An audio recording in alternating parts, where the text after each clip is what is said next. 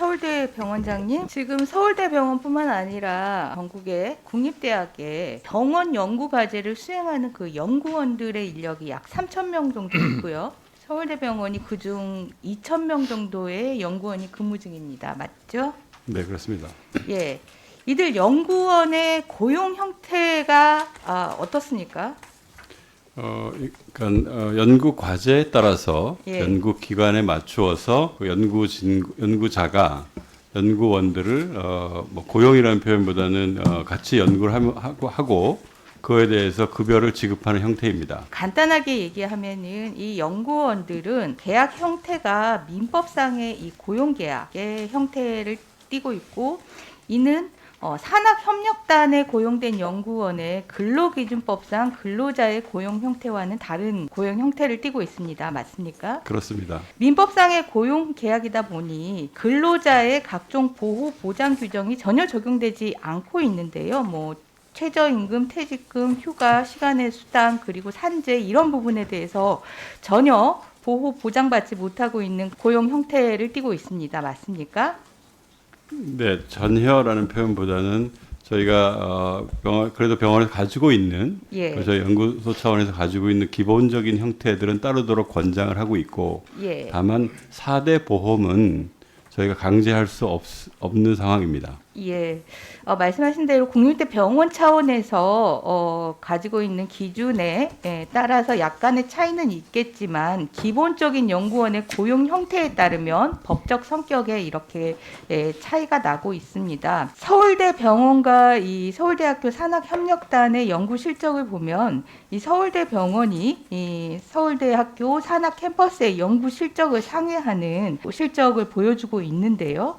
이러한 연구 실적을 뒷받침해야 되는 이 연구 역량, 연구 여건들이 지금 전혀 제도화되어 있지 않은 상황이라고 요약할 수 있습니다. 맞습니까? 그렇습니다. 예, 연구원뿐만 아니라 교수들도 마찬가지죠. 교수들도 지금 대학에 소속되어 있는 겸직 교수나 기금 교수와 달리 병원에 소속되어 있는 비기금 교수나 진료 교수의 경우에는 마찬가지로 연구에 있어서 보장이 제대로 되고 있지 않는 그런 법적 형태를 띠고 있습니다. 맞습니까? 맞습니다. 이러한 비기금 교수와 진료 교수의 비중이 점점 더 커나가고 있어서 연구 역량에 끼치는 영향이 갈수록 제한적으로 운영될 수밖에 없는 상황인데요. 그렇기 때문에 국립대학교의 이러한 연구 역량을 제도화하기 위해서 국립대 병원의 산학협력단을 설립하는 그런 논의가 국회에서 진행 중입니다. 알고 계시죠? 알고 있습니다. 예, 그리고 산학협력단에서 연구 실적에 대한 지적재산권의 보유, 그리고 사업화에 관한 부분들이 연결돼서 선순환 구조를 만들 수 있도록 지주회사 설립과 관련된 부분도 논의되고 있다는 사실을 알고 있죠.